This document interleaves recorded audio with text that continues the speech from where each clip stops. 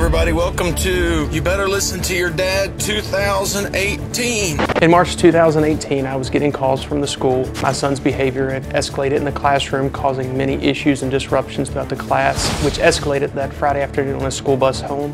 There was issues with shoving, punching other children, which led to a 3-day suspension on the school bus. My son has finally got in trouble on the bus enough to where he got actually kicked off the bus for 3 days because he was being a little bully. I had to try something different. Traditional timeout wasn't working. Today, my daughter is going to walk 5 miles to school.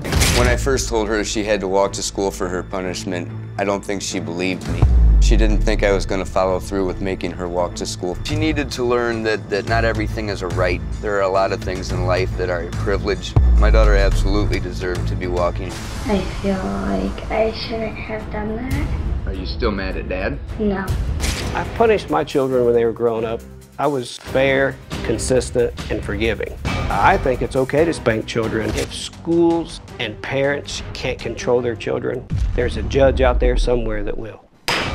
A whooping is not child abuse. Research indicates your spanking research is not says useful. that, but Did you research prisons? He That's could have killed that's someone. what's wrong with society these days is everybody is so scared. No. We wouldn't make an They're so excuse scared for it. because they're worried about how everybody's going to perceive them for being a parent. You're humiliating your children. I know that you're coming from a good place, but the humiliation factor is long lasting.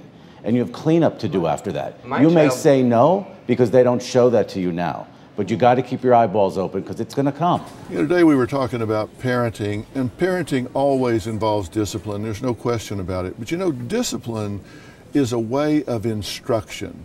And I think about discipline as being a synonym for instruction. Because otherwise, why are you doing it? If it's just to suppress behavior, when the discipline stops, the behavior is going to come back if nothing is learned. And that's why I have to say, I mean, so much of the country is okay with spanking.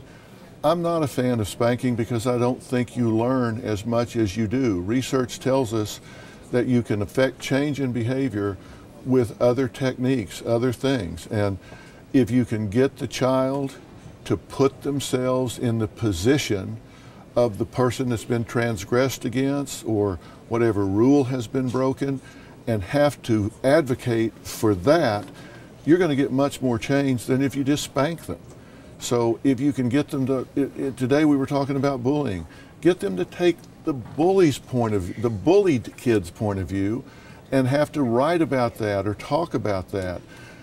Go look that person in the eye, hold them accountable, but make them understand by having to articulate and speak about it. They're going to take away a whole lot more than if you just start smacking them around, hit them with a belt, or even sticking them in a corner. Talk to them, communicate, and make them think. That's why I like having them write something or explain something. That will stick with them, I promise.